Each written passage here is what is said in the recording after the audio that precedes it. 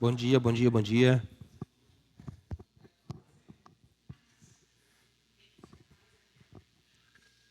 Bom dia, igreja. Graça e paz. Sejam bem-vindos. Tem uma moça visitando a gente ali também. Seja bem-vinda, que Jesus te abençoe. Dando sequência aí ao nosso estudo do livro de Apocalipse. Então, abramos aí a palavra de Deus em Apocalipse, capítulo 12. Já andou bastante, né?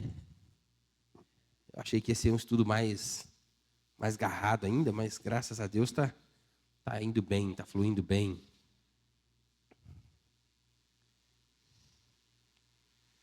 Apocalipse capítulo 12.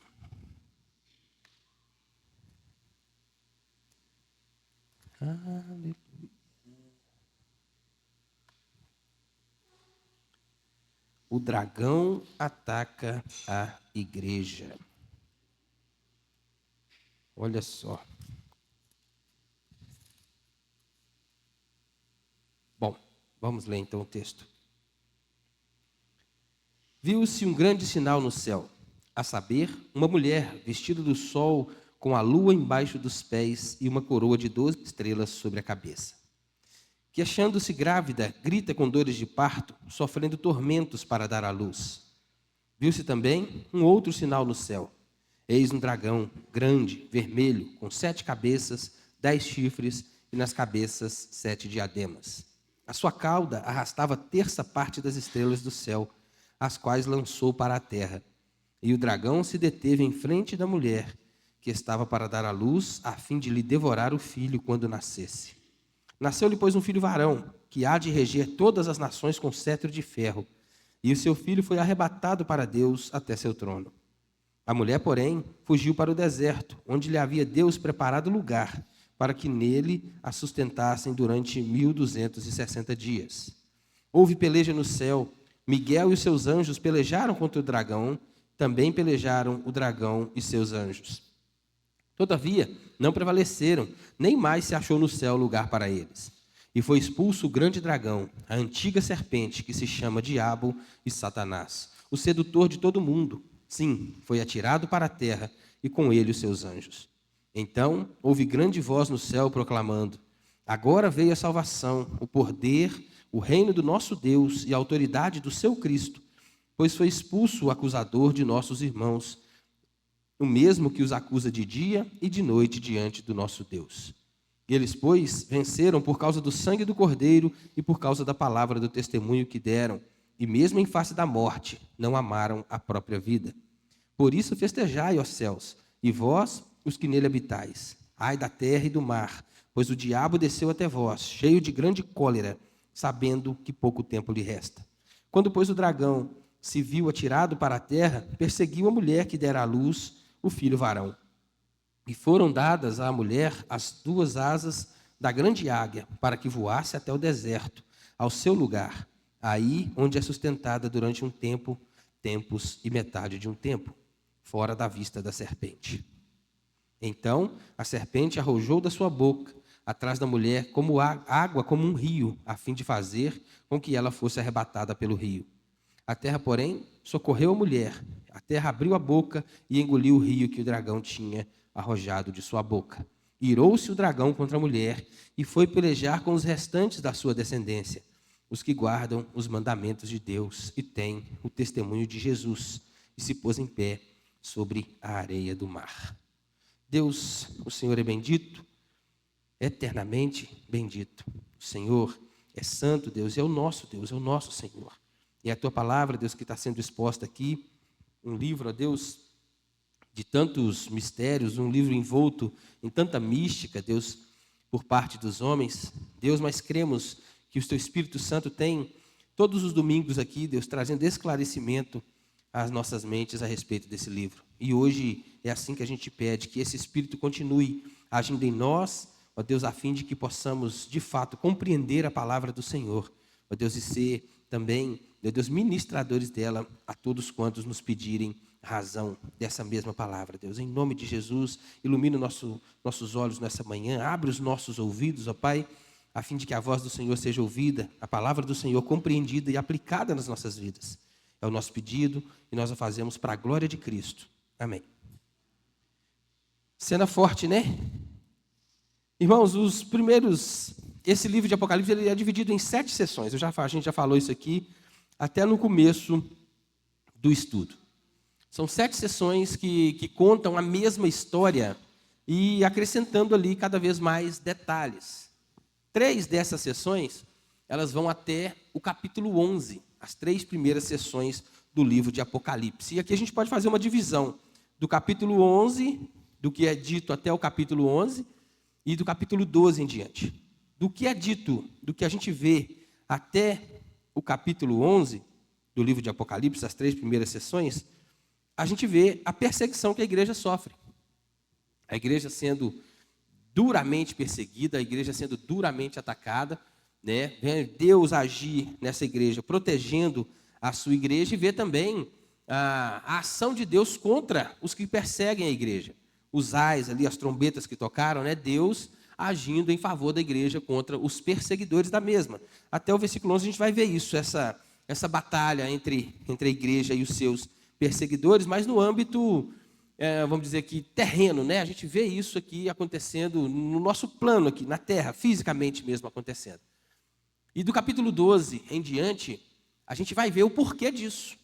O que acontece, o que está por trás dessa perseguição, o que está por trás dessa, né, por que a igreja é perseguida, né? O que acontece, qual que é a causa disso. A gente vê a igreja sendo perseguida nos 11 primeiros capítulos e os 11 últimos capítulos a gente vai ver, entender então por quê, o que está por trás dessa perseguição. A gente vai compreender isso a partir desses versículos aqui, desses capítulos aqui.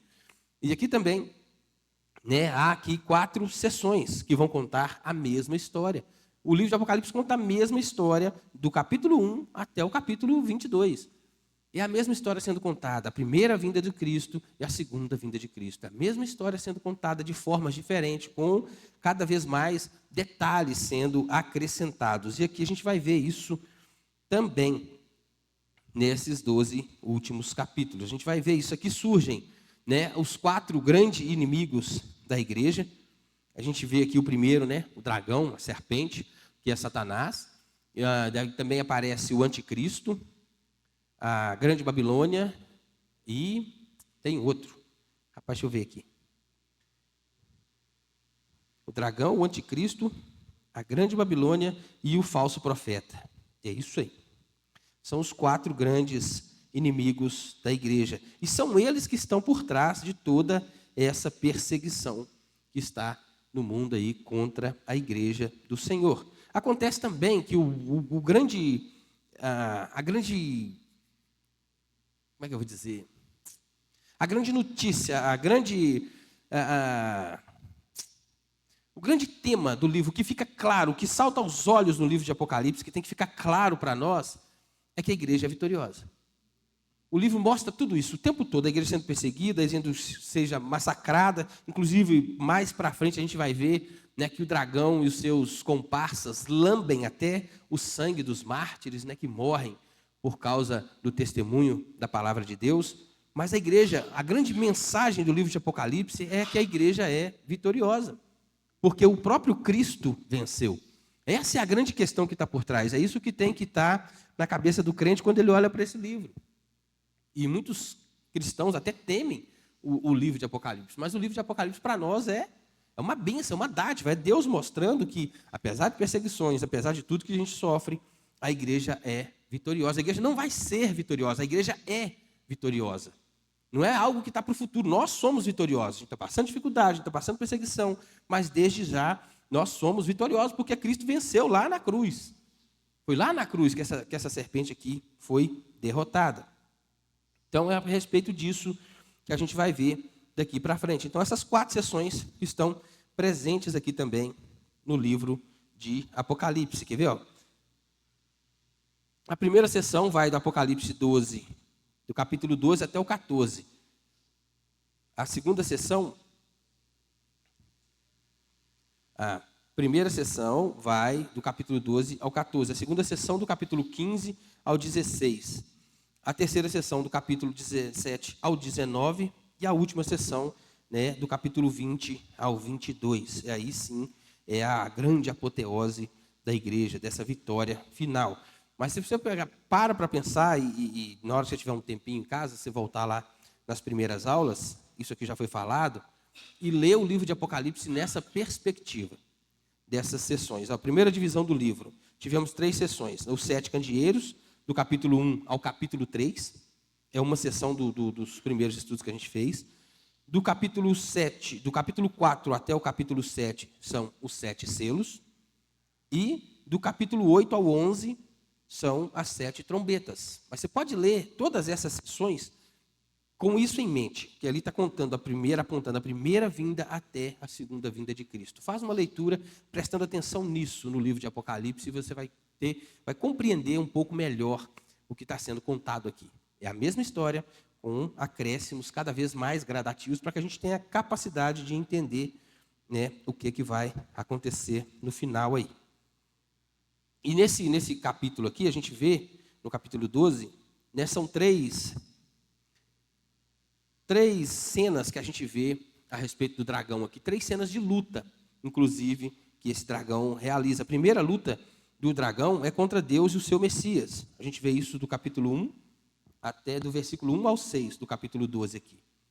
A segunda luta do dragão é contra Miguel, o anjo que aparece aqui do versículo 7 ao 12. E a terceira luta é contra a mulher, dos versículos 13 ao 18, ou 17, né? 13 ao 17, exatamente. Mas em todas essas 3 lutas, em todas essas 3 batalhas, em todas essas 3 tentativas do dragão, ele é derrotado. Em todas as 3, a gente vê esse dragão sendo derrotado aqui no capítulo 12. Então vamos começar aí a descrição, né? A primeira coisa que a gente vê é um sinal. A gente precisa entender que quando fala viu um sinal no céu, é uma figura, não é que é exatamente aquilo que ele está vendo, mas aquilo aponta para alguma coisa que ele está realizando. Não é, como é que eu vou dizer aqui, real, né? Não é uma figura real aquilo mas aponta para uma realidade. É algo que aponta para algo que a gente precisa então entender. A primeira coisa que ele vê, um grande sinal, a saber, uma mulher vestida do sol, com a lua debaixo dos pés e uma coroa de 12 estrelas na cabeça. E achando-se grávida, grita com dores de parto, sofrendo tormentos para dar à luz. A mulher, porém, fugiu para o deserto, no versículo 6, né, onde Deus a protege ali. Então, a primeira figura simbólica que aparece é a mulher. E essa mulher aqui, a Igreja Católica Apostólica Romana, diz que essa mulher se refere a Maria, a figura de Maria. Eles acreditam que essa mulher é a própria Maria, a figura da Maria que o dragão está perseguindo. Há uma outra corrente aí, né, que não acredita que essa mulher aqui se refira à igreja, mas nós acreditamos que essa mulher, e é nesse sentido que esse estudo vai ser dado aqui, que essa mulher se refere à igreja. A figura dessa mulher que está para dar à luz é a figura da igreja. Mas aí você pode perguntar, mas a igreja não nasceu depois de Cristo? A igreja não foi fundada depois de Cristo? Não foi Cristo quem fundou a igreja? Sim ou não? É uma das vertentes que quem defende que essa mulher não é a igreja, fala, não, mas Cristo foi quem fundou a igreja. Mas a gente precisa olhar para a igreja, compreender a igreja como todos os salvos em Cristo Jesus, desde que o mundo é mundo. Exatamente. Exatamente. Igreja é a reunião desse povo todo que foram salvos. Porque os que foram salvos antes de Cristo foram salvos pela graça, mas pela fé também no Messias que viria.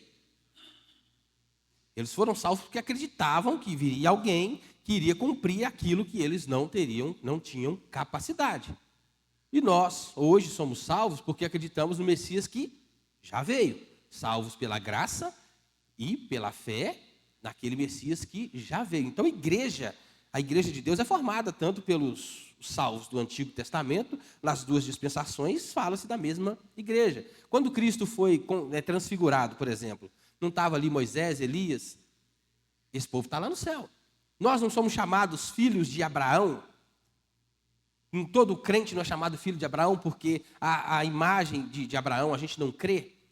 Somos chamados filhos de Abraão porque imitamos a fé que ele teve. Então, essa é a igreja do Senhor. Por isso que essa igreja, essa mulher que está para dar a luz aqui, é a igreja do Senhor. É representada como a igreja de Deus. Porque tanto na antiga dispensação quanto na nova dispensação, a reunião desse povo todo, salvo em Cristo, é a igreja de Deus. Por isso a gente crê que essa aqui é a igreja que vai dar luz aí ao Salvador do mundo, que é o Messias. Então essa mulher simboliza a igreja. A primeira coisa que a gente precisa saber, essa mulher está vestida de sol, vestida do sol. Né? O que isso quer dizer também? Outra coisa interessante, né? A Bíblia fala, né, que a glória de Deus, quando a Jerusalém vier, nós seremos iluminados pela própria glória de Deus. Então essa mulher vestida de sol aqui, de alguma forma, é como ela emanasse a glória do próprio Deus. Quem emana o brilho de Cristo? Quem é a luz do mundo hoje? Cristo diz, né? Eu sou a luz do mundo, mas vós também sois a luz do mundo.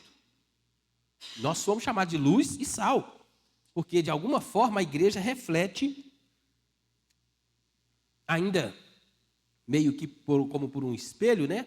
Na linguagem de Paulo, ainda que imperfeito, mas a igreja reflete a glória de Deus. Esse é um dos papéis da igreja, refletir a glória do Senhor. Então, por isso a mulher aparece aqui vestida do sol. Então, é uma igreja gloriosa, é uma igreja exaltada, é a noiva do Cordeiro. Essa igreja aqui, então, é uma igreja que está ali, mas é uma igreja, como é que eu vou dizer aqui? É exaltada mesmo, uma igreja é algo especial, é uma igreja especial, uma igreja que reflete o brilho do próprio Deus, do próprio Criador. Outra coisa que aparece, essa mulher tem a lua debaixo dos pés. Né? A semelhança também dessa reflexão de brilho, de luz, a lua não tem brilho próprio. O que a gente vê a lua brilhando no céu é o reflexo da luz do sol batendo nessa lua aí. Aí ela reflete, a gente consegue ver a lua, então, brilhando. E como essa mulher tem a lua debaixo dos pés e ela reflete o brilho da igreja, isso mostra que essa mulher exerce domínio também. A igreja do Senhor, ela foi chamada para... Se a gente imaginasse, se a gente vivesse, se a gente tivesse... parar para pensar um pouquinho daquilo que Deus deu para a igreja, a gente ia ter muito menos medo de fazer muita coisa. Porque nós somos chamados, nós fomos invocados, a igreja do Senhor era chamada para refletir a glória do próprio Deus. Ela foi dada a ela poder. A igreja tem domínio, a igreja exerce domínio quando ela está debaixo da autoridade de Deus. Quando a igreja faz aquilo que foi chamada para fazer, a igreja é poderosa, a igreja é exaltada.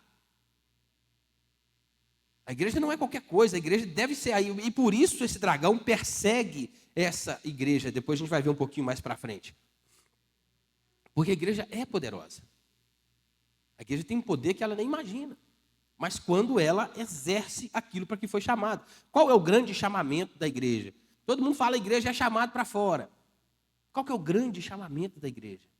Pregar o evangelho de Cristo.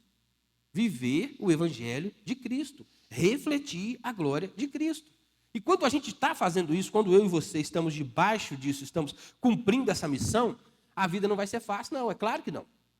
Porque a serpente está aí, com gana, com ódio, sangue no olho, como diz o outro. Mas a certeza que a gente tem é da vitória. Porque somos guardados por Deus. Então, quando a gente pratica, quando a gente está de fato vivendo a vontade do Senhor, sendo igreja do Senhor, a gente tem um poder que, rapaz, ninguém tem o poder que a igreja tem. Ninguém, nem governos, nem domínios, ninguém tem o poder de uma igreja que ora, uma igreja que cumpre de fato a vontade do Senhor. Ninguém tem maior poder do que essa igreja. Essa igreja, essas divisões que a gente tem, né? De nomes, sei lá, de confissões, se não tivesse esse tanto de coisa, se a igreja fosse de fato unida, se o cristão conseguisse realmente se juntar num só propósito, independente de denominação, de nome, imagina o estrago que a igreja não fazia no mundo. Mas aí você vê dois crentes no mesmo ambiente, ali, um debatendo, sei lá, arminianismo, o outro calvinismo, um debatendo se o outro pode rodopiar na igreja ou não. Essas pequenas, entre o próprio crente. A gente vê que a igreja vai se tornando cada vez mais irrelevante. Olha só a grande missão, né, que essa igreja tinha, que ela estava grávida, pronta para dar à luz o Cristo, o Salvador do mundo, né, aquele que há de reger as nações com cetro de ferro. E por isso essa mulher é protegida da fúria do dragão. E ela, de fato, dá à luz a esse que seria o rei. E é isso que o diabo, desde que o mundo é mundo, desde o Éden, quando ele ouviu lá, da semente da mulher virá um que vai esmagar a tua cabeça, a tentativa dele é de impedir que esse menino nascesse. Matar ele, a ideia é essa, de perseguição, o tempo todo, desde o Éden. A ideia de Satanás é impedir que Jesus viesse. Tem uma passagem, eu não vou me lembrar onde é que está isso exatamente, acho que é Thalia ou Talita, não sei, uma rainha que toma lá, que usurpa o trono e mata os meninos, tudo. Só fica um com 7 anos de idade, que alguém foge com ele e guarda esse menino. Jesus é da linhagem desse menino. O que o diabo queria era exterminar com a linhagem de onde Jesus nasceria. Porque Deus prometeu que Jesus viria, que o Salvador viria daquela linhagem ali. E ele tentou o tempo todo, no Antigo Testamento, tudo que ele fez foi tentar impedir. Por isso, essa figura dessa mulher com dores de parto. Dói, a igreja, o povo sendo perseguido para que tentasse impedir o nascimento de Jesus. Essa é a ideia. Lembra lá dos meninos, dos judeus lá, do censo que teve, lá primeiro, lá em Êxodo. Êxodo não, foi antes de Êxodo, né? Quando Moisés foi colocado ali no lago, ali no rio. Aquilo era uma tentativa de Satanás de impedir que Jesus nascesse. Depois, lá com Herodes, a mesma estratégia, a mesma coisa, tentando impedir que Jesus nascesse. Era a ideia dele. Porque ele sabia que contra esse menino ele não pode pelejar, ele não tem poder contra ele. Mas ainda assim, ele tentou fazê-lo. Nasceu então o filho da mulher. Nasceu, pois, um filho varão que há de reger todas as nações com cetro de ferro. E o seu filho foi arrebatado para Deus até o seu trono. Olha só, a gente sabe, né, que Jesus foi arrebatado para o trono de Deus logo depois da sua morte na cruz, depois que ele, né, se deu ali vicariamente por nós. Mas o filho da mulher aqui fica claro que é Jesus. Se não fica claro, no versículo 5, olha só o que diz o verso 10. Então ouvi grande voz do céu proclamando: agora veio a salvação, o poder, o reino do nosso Deus e a autoridade do seu Cristo, pois foi expulso o acusador de nossos irmãos, o mesmo que os acusa de dia e de noite diante do nosso Deus. Por que a Bíblia fala, Colossenses, eu acho, fala que Cristo venceu o diabo expondo eles na cruz? Porque foi na cruz que o diabo foi derrotado, foi na cruz que a cabeça da serpente foi pisada. Quando ele morreu na cruz e foi assunto aos céus, o diabo perdeu o espaço, acabou, já não há mais acusações. Nenhuma acusação há para aqueles que estão em Cristo Jesus. Porque na cruz ele venceu, na cruz ele acabou com todo o poder que o diabo tinha. E ele foi, aqui o que diz o versículo 10, ele estava ali acusando. O papel dele é esse, ele estava lá acusando todos os crentes, ele acusa todo mundo. Aqui, ó, foi expulso o acusador de nossos irmãos, o mesmo que os acusa de dia e de noite, ininterruptamente. Ah lá, e quando Cristo venceu na cruz, esse poder foi tirado, ele já não tem qual acusação? Há sobre aqueles que creem em Cristo Jesus. Não há mais acusação, nenhuma condenação há. O filho da mulher, então, é o próprio Messias, é o próprio Jesus que completou a sua obra no Calvário. Quando a cruz foi o grande laço de Deus que pegou o diabo. Eu acho que na cruz ele pensava que iria derrotar. Ali na cruz ele pensou que Jesus estava derrotado. Agora acabou. Agora eu peguei ele, agora eu matei o que diziam que iam pisar a minha cabeça. Quando Cristo, então... Nossa, por isso que é importante. Paulo fala não só, né, que a gente foi sepultado com Cristo no batismo, mas a gente ressurgiu, renascidos com Ele, quando Ele ressuscitou. A ressurreição de Cristo é a grande vitória da igreja. Que Cristo tivesse morto. Deu ruim para nós, acabou para nós. Mas Cristo vive, glória a Deus por isso. Ele vive eternamente, está vivo. E porque Ele vive, a gente tem um amanhã, a gente pode crer em algo muito maior, em algo muito melhor. E a expulsão, né? Quando Jesus vence, Satanás é expulso do céu. Já não há mais lugar para ele no céu. Não tem onde mais ali para ele. E a figura do dragão. Viu-se também outro sinal no céu. E eis um dragão grande, vermelho, com 7 cabeças, 10 chifres, e nas cabeças 7 diademas. E a sua cauda arrastava a terça parte das estrelas do céu, as quais lançou para a terra. E o dragão se deteve em frente da mulher que estava para dar à luz, a fim de lhe devorar o filho quando nascesse. Nasceu-lhe, pois, um filho varão, que há de reger todas as nações com cetro de ferro. E seu filho foi arrebatado para Deus até seu trono. A mulher, porém, fugiu para o deserto, onde lhe havia Deus preparado lugar para que nele a sustentem durante 1260 dias. Houve peleja no céu. Miguel e seus anjos pelejaram contra o dragão. Também pelejaram o dragão e seus anjos. Todavia não prevaleceram, nem mais se achou no céu lugar para eles. E foi expulso o grande dragão, a antiga serpente, que se chamava Diabo e Satanás. E ele foi lançado à terra, né? O texto diz que agora, coitada da terra e coitada do mar, pobre somos nós, porque ele veio e está furioso. Tem uma fúria muito grande. O que a gente precisa entender a respeito desse dragão, que é uma figura, é lógico, é uma figura que é citada ali. Né? Imagina um ser alado, com as garras gigantes. A gente vê isso, né? Nos Game of Thrones da vida, a figura. Tem outros filmes aí que falam de dragão, uma figura bastante interessante. Mas imagina um ser desse, né? Grande, porque quando ele baixa a cauda ali, 1/3 das estrelas do céu são jogadas para o chão, né? Não é qualquer um, não é qualquer ser, e vermelho, um dragão vermelho. Essa cor vermelha aponta para matança mesmo, para essa ideia de guerra que ele faz. Ele realmente veio para matar, roubar e destruir. Isso aponta para esse dragão. A gente precisa entender que, apesar disso aqui ser uma figura, né, que está ali, esse dragão aqui não é, como é que eu vou dizer, não é uma força, ele não é um mito, ele não é uma figura lendária ou folclórica. Ele é real. Esse dragão é um ser real e bem ruim.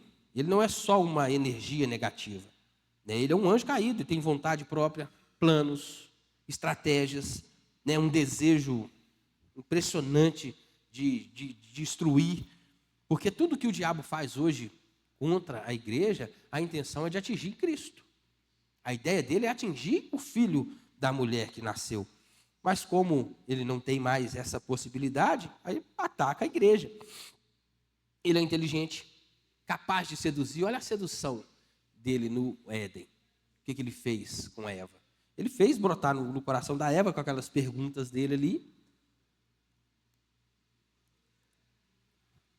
o desejo de ser Deus. Foi isso que aconteceu. No final das contas, tem uma história que eu gosto de contar, do burrinho, já ouviu? Do burrinho? Que tem dois fazendeiros ali vizinhos, um mora de um lado da estrada, o outro do outro. Tem um burro preso na casa de um. Aí o diabo passa lá com um comparsa dele, ele vai lá e manda, solta o burro. Aí solta o burro atravessa a estrada, entra na fazenda do cara, aí come um bocado dos milho dele. O cara vem, pega o burro lá, mata o burro. Aí o outro, porque o cara matou o burro, vai lá e põe fogo no milharal do outro. Aí um põe fogo no milharal do outro, o outro vai lá e põe fogo na fazenda do outro. Aí um mata o filho do outro e vai aquela coisa toda. E no final das contas, o aprendiz de Satanás lá, uai, mas você é ruim mesmo, hein? Olha o que você arrumou com aquela turma lá. Todo mundo, o povo acabou se matando. Ela falou, eu só soltei o burro. O que a gente precisa muitas vezes é só que solta o burro. É só isso. E ele sabe qual que é o burro que ele deve soltar, Olha que a hora que ele solta o burro. Ele sabe, ele conhece, tem milênios de astúcia, é um ser astuto, inteligente, sedutor, e que conhece as nossas fraquezas, conhece as nossas fraquezas. O diabo não é brincadeira, ele sabe quem nós somos e é real. A gente, né, graças a Deus, a gente somos igreja presbiteriana, a gente não fala muito dessas coisas do diabo, não dá muita atenção, mas ele é real. Não é porque a gente não fala dele, não dá púlpito para ele, status para ele, que ele não existe. Ele está aí, ele é real, é verdade. E a ideia dele é que nos afastar de Deus, a ideia dele é envergonhar o Senhor através da nossa vida. Imagina um crente que abandona a fé, que aí sai para o mundo afora fazendo toda a atrocidade que a gente cometia antes de ser convertido. A vergonha que isso não traz para a igreja de Deus. Como é que isso não afeta a igreja de Deus? Afeta, é claro que afeta. É lógico que afeta a imagem de como nós somos vistos. E a ideia dele é essa. E se a gente vacilar, ele vai pegar e vai se andar mesmo, porque ele não veio para brincar. Ele não está aí para brincadeira, não. Ele quer roubar, matar, destruir sua imagem, destruir a sua família, destruir tudo que Deus fez na sua vida. A ideia dele é destruir. Jesus nos alerta para isso lá em Mateus, né, que quando o diabo estava ali, o valente chega, limpa a casa, adorna a casa, né, ele sai ali, o espírito imundo sai para o mundo afora procurando onde ficar, se não acha, ele volta e traz mais 7 com ele. E o estado daquela casa passa a ser pior do que o primeiro. Isso é sério. É sério porque primeiro nos diz que todos nós, você pode até não gostar, mas tinha um demônio aí dentro, tem um trem ruim aí dentro que habitava aí. É a realidade bíblica. Gostando ou não. Agora, se essa casa está limpa, adornada, está tudo limpo, está tudo bonitinho, e aí ele sai, anda para cá, e ele chega e está tudo limpo ali, mas não tem morador, não tem ninguém habitando. Não adianta, a gente precisa ter isso em mente, a gente precisa ter noção. Ou a gente tem o Espírito Santo, ou tem outra coisa aqui dentro. Não tem 2 caminhos, não tem uma terceira opção. Não tem. Onde é que está? Ou você tem o Espírito Santo de Deus, ou você tem algo ruim aí dentro. Essa é a realidade. Essa é a grande verdade. Nós, ainda tendo o Espírito Santo, graças a Deus, de vez em quando, o miserável, nada, põe o nariz para fora lá e dá uma respirada. Imagina. E é isso que o diabo faz. Nessa respirada que o homem dá, é onde ele solta o burro. E aí o estrago costuma ser grande demais. Costuma ser grande demais.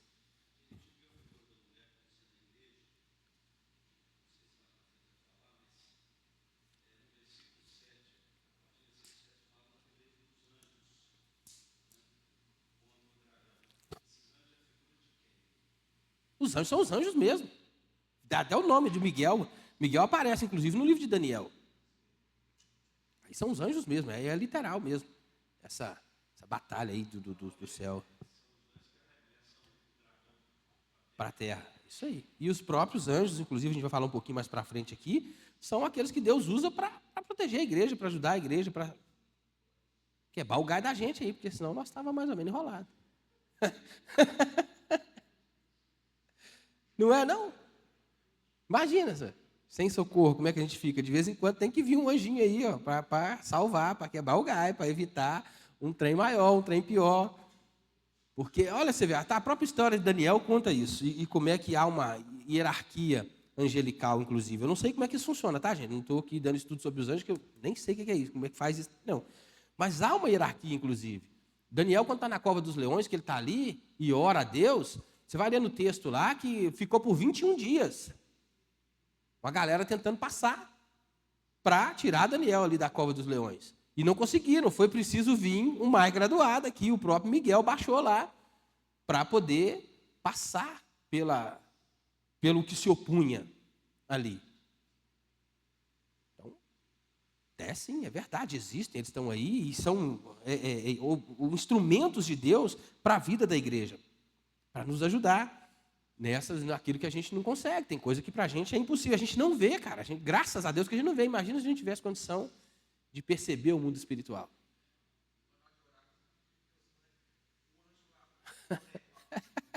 Uai, ele sabe a necessidade, né? Ué, porque tem, olha, é sério, lê o texto de Daniel e vocês vão perceber isso. Manda mais um graduado aí, um mais alto aí, uma patente mais alta aí, porque esse aqui não está dando conta, não. Não tá, ué, o serviço é grande.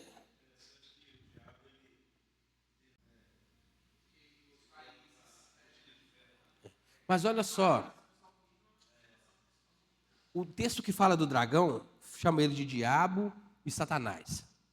E diabo quer dizer acusador. Ele está lá acusando a gente o tempo inteiro. Mas esse mesmo texto fala que ele é sedutor. E essa perseguição muitas vezes vem pela sedução. Olha a sedução, olha para as igrejas, olha para o contexto brasileiro hoje de igreja. Você não consegue perceber essa sedução, não? Como é que ele é astuto? Ele seduz, ele atrai com coisas aparentemente piedosas. Com a aparência de piedade mesmo. Aparência de coisa boa mesmo. Ele entende. Ele, pela força não vai, de um jeito não vai, mas tem outro. Outra inclusive, né, característica desse dragão é que ele oferece, ele exerce influência universal. O poder dele não é restrito, não. Ele está solto aí, o mundo é dele, ele tem um reino. O mundo jaz no maligno. E isso é um universo. Olha para as grandes nações, eu gosto de olhar para a história americana, né, porque é bem recente, a gente consegue perceber isso. Como é que as liberdades foram distorcendo, porque eles acreditam de verdade em liberdade, liberdade, liberdade, mas foi tanta liberdade que tornou libertino. Olha o tanto de liberdades que tem na nação americana e como é que isso foi minando a figura da igreja. Corrompeu a igreja. Corrompeu, sério, uma nação grande que foi fundada, chegou onde está por causa desses princípios aqui. Entende? Eu gosto de olhar para os Estados Unidos, porque ali eu consigo perceber, é mais fácil para mim do que olhar para a Europa, por exemplo, de John Wesley, que para mim é mais antigo um pouco. Mas, olha a realidade, cara, como é que ele é astuto. A ideia é essa mesmo, ele continua perseguindo. A gente pensa que não há perseguição, porque a gente não sofre, não toma chibatada, não é preso, não é morto. Mas está aí, a perseguição está aí. Olha, dentro da igreja hoje, como é que é difícil certos assuntos dentro da igreja. Você quer ver alguma coisa difícil dentro da igreja? Falar sobre mulher. Está terrível, terrível. Principalmente na igreja presbiteriana, onde quem prega é homem, onde quem dá aula é homem, onde as figuras de autoridade da igreja são homens. Que dificuldade que é falar de mulher na igreja presbiteriana. Hã? Terrível, terrível. Sabe, eu ouvi isso aqui, eu já falei isso aqui, eu ouvi numa reunião, né, de presbitério, o cara falando lá que não podia falar de tempos negros, tempos escuros, porque você não sabe quem é o público que está te ouvindo. Olha o absurdo que está chegando dentro das igrejas. Isso é nossa realidade, não está longe de nós, não. É aqui no Presbitério Oeste de Belo Horizonte. Entende? E parece, a aparência é legal. Sacou? O politicamente correto parece bom, mas é um câncer isso. Você não pode falar de preto se você não for preto. Você não pode falar disso se você não for aquilo. Você não pode falar de. Entende como é que é? Você não tem direito de falar, porque o politicamente correto, você não pode falar, você não pode ter opinião.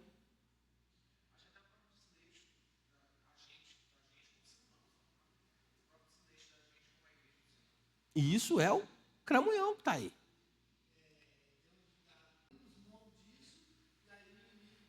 Mas a gente tem que entender o porquê que abrimos mão disso. Muitas vezes, Rubem, o vestir-se dessa armadura aí é você criar inimizade contra o irmão. É você falar para o irmão que ele está errado.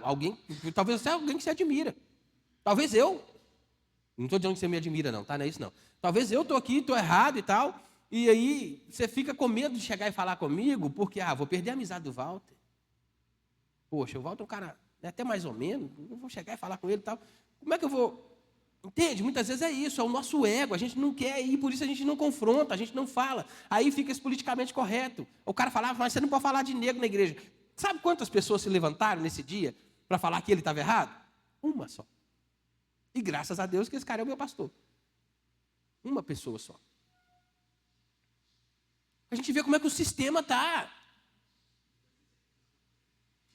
como é que a coisa está. Isso é real, gente, está aqui, é nós que está acontecendo. E isso é o diabo, isso é uma sedução, é ele sendo astuto.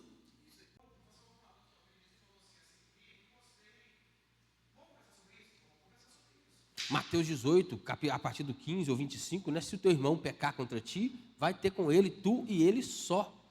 Senta, conversa. Ah, não resolveu não? Chama uma testemunha. Não resolveu não? Chama mais uma testemunha. Não resolveu não? Leva para o conselho. Não resolveu não? Leva para a igreja. Não resolveu não? Trata como gentil e pecador.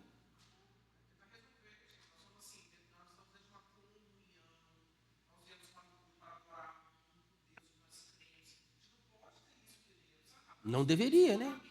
Contamina. Isso acontece mais. Outra coisa a respeito do dragão, né? É que ele tem essa influência universal, mas ele é um inimigo poderoso e destruidor. Ele destrói mesmo, ele mata mesmo, ele persegue mesmo. Né? E é um dragão que é chamado grande. A cor vermelha, né, mostra que é algo perigoso, que é algo... E a gente vai ver isso no capítulo 16 ou 17, não sei. Fala que ele e a turma dele lá até lambe o sangue, né, dos mártires. Ele tem prazer nisso. A alegria dele é essa, destruir mesmo.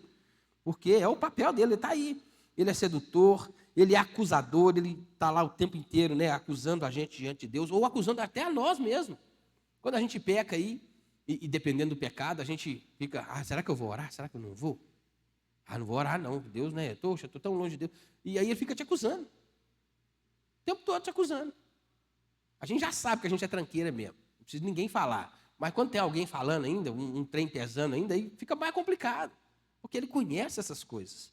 E ele se opõe, ele opõe, ele é acusador, ele é opositor, ele se opõe de fato à igreja e dentro da própria igreja. Não adianta achar que o Satanás está lá fora, não. Lá fora o mundo é dele. O mundo jaz no maligno, ele está trabalhando aqui dentro. Lembra lá quando há pouco tempo aí a gente viu lá uma pessoa, eu não devia falar isso que hoje é dia de eleição, mas uma pessoa de partido de esquerda falando como é que eles planejam, como é que eles entram na igreja. Através do ministério infantil, e vai ali colocando coisinha na cabeça das crianças. É aqui que o diabo está. É aqui que ele está. Ele quer pegar a minha vida, é a sua vida. Ele quer me envergonhar, ele quer me arrastar de volta para a podridão de onde eu saí. É isso que ele quer. Ele não está nem aí se você vem na igreja no domingo, se você ouve uma musiquinha crente, se você ouve uma musiquinha... Ele não está nem aí. A preocupação dele é você ter contato com Deus, ou que o diabo quer te impedir de orar. É isso que ele quer, impedir de você estar perto de Deus, você falar com Deus. Porque quando você ora, Deus conhece o seu coração, você não vai mentir para o Todo-Poderoso, vai? Não dá, não tem como. Conhece o seu coração, ele sabe. E é isso que o diabo quer afastar. Ele se opõe a isso e ele vai criando coisinhas. E ele é um inimigo cheio de cólera. Gente, eu já falei isso aqui algumas vezes. A Bíblia diz que, né, aquele que é inimigo de Deus, amigo do mundo, torna-se inimigo de Deus. E o mundo, por quê? Por que o amigo do mundo torna inimigo de Deus? Porque o mundo é dele. O mundo jaz no maligno. E o crente precisa ter cuidado, de fato, com o que vê no mundo aí. Cuidado aí com o que está vendo. Recentemente teve um filme da Barbie aí. E internet é uma benção, né?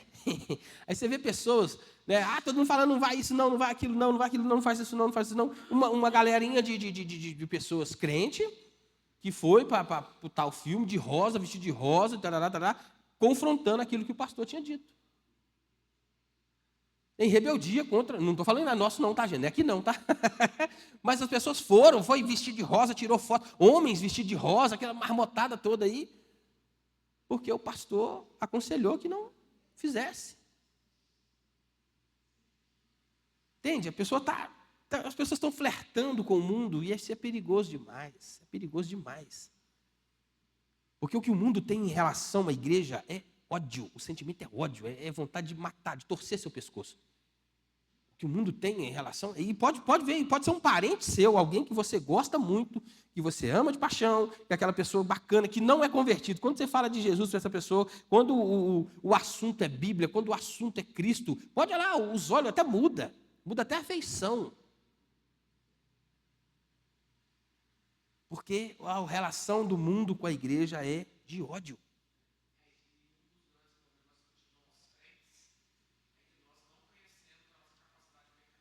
Não. Graças a Não.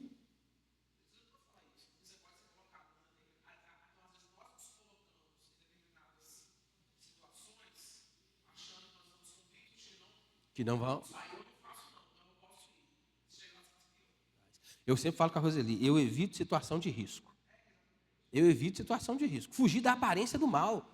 Conselhos bíblicos, fugir da aparência do mal. Se você sabe que, poxa, para que eu vou caçar?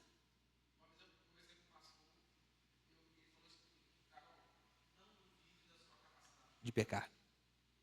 Não duvida, porque você é capaz de fazer coisas terríveis, terríveis. Pior do que os outros falando.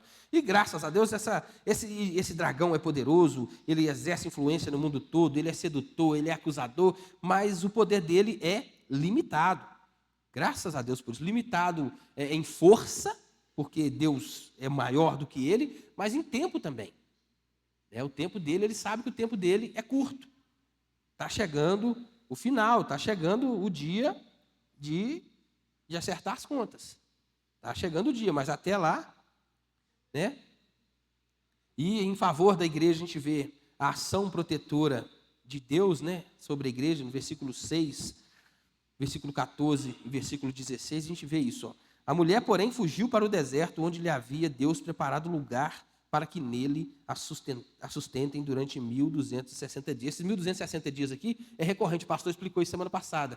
1.260 dias, um tempo, 2 tempos e metade de um tempo, 42 semanas, tudo isso é 3 anos e meio. O pastor falou disso aqui na aula passada. Né? E esse deserto aqui não é um lugar físico não, tá? Não entende esse deserto aqui, na visão de João ali, era um deserto que ele estava vendo, mas é um lugar onde Deus protege a igreja, é um lugar de proteção para a igreja, seja onde for. Esse lugar, é um lugar onde Deus tem ali, age de forma protetiva a respeito da sua igreja. Quando ele fugiu para o deserto. Então é Deus que guarda. No deserto, você vê, quando o povo de Deus estava no deserto ali, atravessando o Êxodo, olha o cuidado de Deus com aquele povo. Porque no deserto você depende só de Deus. É um lugar onde Deus te guarda, onde Deus guarda essa igreja. Né? E a gente vê também, eu acho que Apocalipse, capítulo 7, a gente vê que Deus está sempre protegendo a igreja. Capítulo 7 é um selo, né, uma marca, um selo aqui. A gente tem aqui no capítulo 12 essa ideia das asas, né, da águia, que a igreja voa para o deserto e vai para um lugar de segurança. Né? A gente vê aqui os anjos, ó, capítulo 7, versículos 7 e 8. Houve peleja no céu. Miguel e seus anjos pelejaram contra o dragão. Também pelejaram contra o dragão e seus anjos. Todavia não prevaleceram, nem mais se achou lugar para eles nos céus. Então, os próprios anjos, né? E a gente vê aí a figura tem uns estudos que o povo faz aí que dá para entender um pouco a respeito disso. Né? A gente aí tem Salmos, muitos outros livros que mostram, de fato, a ação interventora dos anjos em favor dos eleitos de Deus mesmo, daqueles que estão aí, que foram chamados por Cristo. Né? A própria ação, né, intercessória do Senhor Jesus. Né? Nasceu-lhe, pois, um filho varão que há de reger todas as nações com cetro de ferro, e seu filho foi arrebatado para o trono de Deus. Jesus está lá. Jesus Cristo, homem, intercedendo por nós da eternidade, até que, né, que tudo acabe, até que tudo se consuma, que daqui a pouco, se Deus quiser, esse tempo está ficando cada vez mais perto. As armas da vitória da igreja sobre o dragão. Isso aqui é... A igreja vence o dragão. Como é que a igreja vence o dragão? Versículo 11, olha. Eles, porém, o venceram por causa do sangue do Cordeiro. Primeira coisa, a igreja vence, não é porque ela tem poder, apesar de, né, de estar ali vestida como o sol, aquela mulher, né, de irradiar ali a glória de Deus, de mostrar o brilho. A igreja não vence pelo seu poder, pelos seus próprios méritos. A igreja vence por causa do sangue do Cordeiro. A igreja vence, é como, né, na própria Páscoa, né, era o sangue do Cordeiro que era colocado na verga das portas ali, o destruidor passava e ali naquela casa ele não entrava. É o sangue de Jesus que nos protege, é o sangue de Jesus que nos lava, é o sangue de Jesus que nos torna mais alvos do que a neve, é o sangue de Jesus, é a cruz de Cristo o grande poder da igreja. É ali que Jesus, né, de fato, protege a igreja. A igreja não vence porque ela tem poder em si mesma. Eu não tenho poder em mim mesmo, nada. Mas em Atos 2, né, Atos 2:8, né, mas recebereis poder ao descer sobre vós o Espírito Santo e sereis minhas testemunhas, Jerusalém, Judéia, Samaria e até os confins da terra. A igreja, o poder que vem sobre a igreja, vem do Cristo, vem do Senhor Jesus, vem através do sangue de Cristo, porque Ele venceu por nós na cruz. E a outra coisa, por que a igreja venceu? Por causa da palavra do testemunho que deram. E mesmo em face da morte, não amaram a própria vida. É por isso que eu falei no começo aqui, a igreja vence. A igreja é vencedora quando ela está debaixo, de fato, da vontade do Senhor. A igreja é relevante quando ela está debaixo da vontade do Senhor. O sangue do Cordeiro, a igreja vence por causa do sangue do Cordeiro que nos cobre, mas a igreja vence também quando é a igreja que proclama. Uma igreja que vive, uma igreja que faz, como foi ontem, um evento bacana para as crianças, mas por quê? Porque a ideia é levar Jesus, é uma forma de proclamar o Evangelho de Cristo. É quando a igreja faz esse tipo de ação, quando a igreja traz aqui uma mulher para falar a respeito de câncer de mama. Essa é a igreja que vence, porque é a igreja que está fazendo com que o nome do Cordeiro, com que a glória do Cordeiro seja vista. Isso é a igreja vencedora. A igreja que se acovarda, a igreja que se esconde, a igreja que se omite, isso não é igreja, não. Isso não é igreja, não. Nós não temos espírito de covardia, nós não fomos chamados para ser covarde. O crente é corajoso, deve ser corajoso, porque a certeza da vitória é nossa. O crente não tem vergonha, não tem que ter vergonha no seu trabalho, o crente não tem que ter vergonha na rua, o crente não tem que ter vergonha na escola, na faculdade, ele não tem que ter vergonha de ser crente. Muito pelo contrário. Essa é a igreja que vence. Essa é a igreja que faz diferença. Essa é a igreja que impacta o mundo, esteja onde quer que ele esteja. Pode ser, se você é crente, se você vive segundo aquilo que a Bíblia prega, se você é diferente, pode estar ali passando e ter uma rodinha de conversa fiada ali, um trem. Se a pessoa sabe que na hora aquilo muda. Muda. Porque a pessoa pode até não gostar, mas respeita. Respeita, porque o que está maior é o que está em nós do que está no mundo. A igreja tem esse poder, nós temos esse poder, mas a gente está tão acovardado, ou então ensimesmado, ou tão preocupado com as nossas próprias coisinhas. A Bíblia diz que Deus colocou a eternidade no coração do homem. E se a gente vivesse, rapaz, eu já falei isso um tanto de vezes, se a gente vivesse, e eu falo para mim mesmo, se eu conseguisse viver com o foco na eternidade, rapaz, como a minha vida ia ser diferente?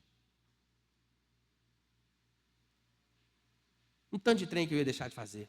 Quanta asneira eu ia deixar de falar? Quantos erros eu ia deixar de cometer? Meu casamento ia estar muito melhor, e é bom o meu casamento.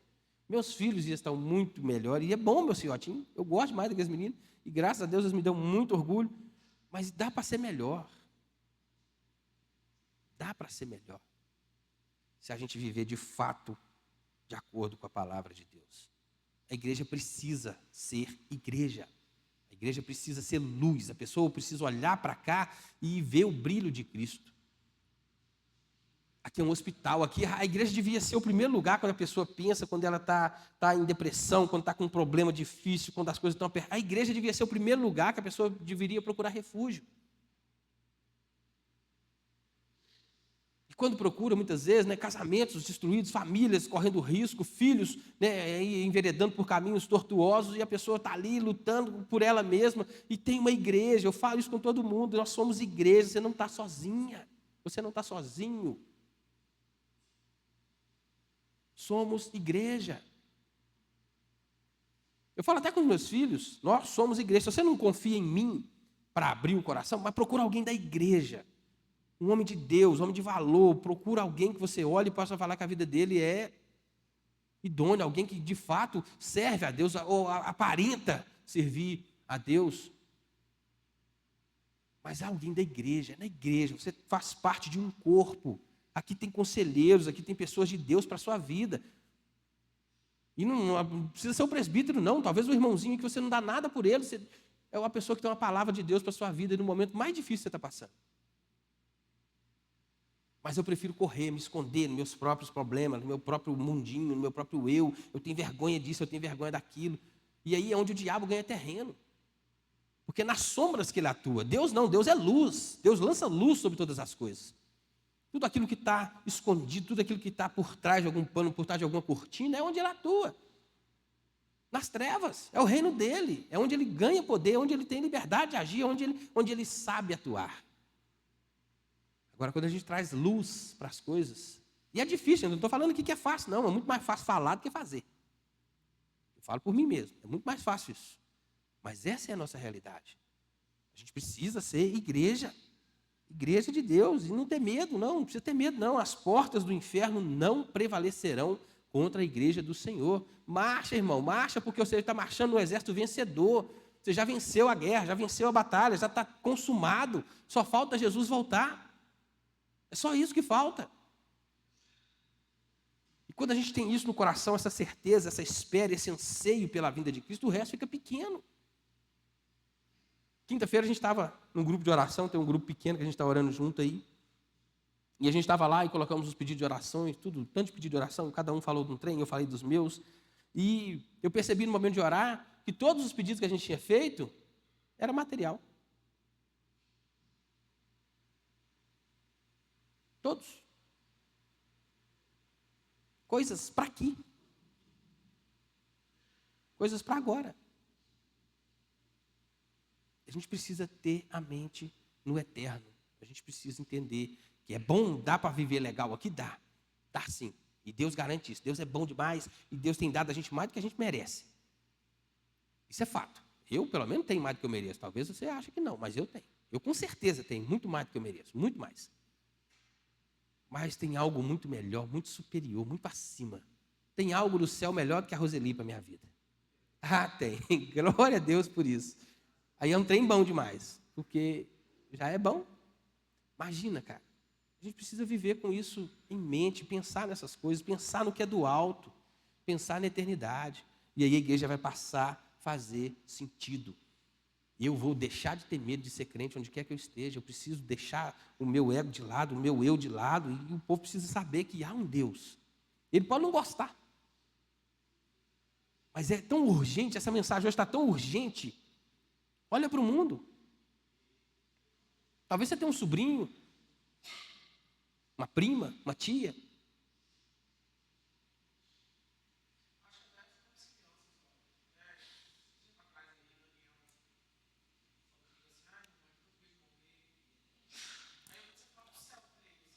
Uhum.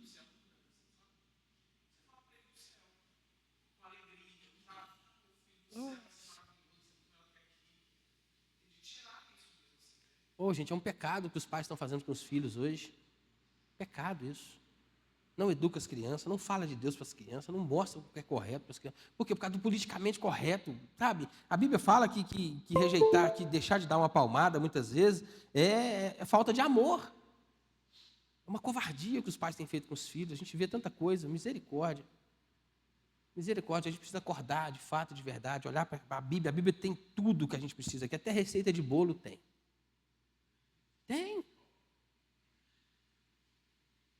Tudo que a gente precisa está aqui. Está aqui, na palavra de Deus. E a gente precisa recorrer a isso.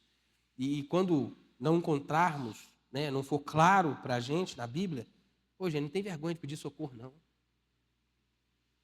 Tem pastor na sua igreja. Tem liderança na sua igreja. Nós não somos administradores de igreja, nós somos presbíteros, liderança espiritual na vida de vocês. E gostaríamos de ser vistos assim. Liderança espiritual, é sério isso. Para mim, pelo menos, é bem sério isso. Nós somos falhos, sim, pecadores, sim, erramos, sim. Mas tem gente aqui que preocupa com a vida de vocês. Tem gente aqui que preocupa com a vida espiritual de vocês. Tem gente que ora por vocês, que pensa em vocês, que sabe que vocês são rebanho do Senhor. E essa responsabilidade está sobre as nossas costas. Você não está sozinho, não anda sozinho, não caminha sozinho.